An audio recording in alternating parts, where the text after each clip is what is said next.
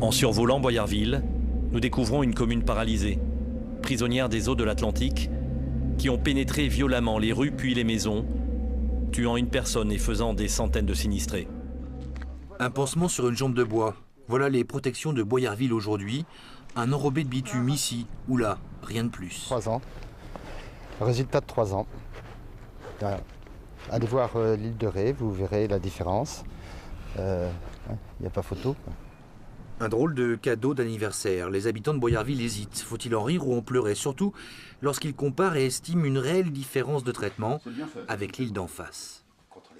Dans l'île de Léron, politiquement, il n'y a pas de front uni, il n'y a pas un leader, il n'y a pas quelqu'un qui peut porter les dossiers à La Rochelle où tout se décide. Donc, résultat, on est en ordre un peu dispersé, chacun fait son travail à son idée, mais on n'a pas la même attitude que l'île de Ré qui, dès le départ, a lutté, a revendiqué et a obtenu des crédits. La question se pose, comment l'île de Ré s'est débrouillée pour se remettre aussi vite et à tous les niveaux d'un tel drame?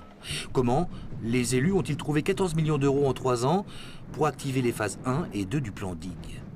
Les projets de financement de décision n'appartiennent pas aux collectivités. L'État valide les projets et quand le projet est validé techniquement et surtout juridiquement, rappelons bien que c'est le ministère de l'Environnement, derrière, bien évidemment, les travaux se font au fur et à mesure. Là, c'est le tour de Port-des-Barques, c'est le tour de Charon, ce sera le tour de Boyarville, chacun son tour en fonction des réalités administratives et juridiques. Le papy de l'île de Ré entendait le programme d'action et de prévention des inondations a été ramené à 45 millions d'euros. C'est plus du double de celui de Léron estimé à 17,6 millions d'euros.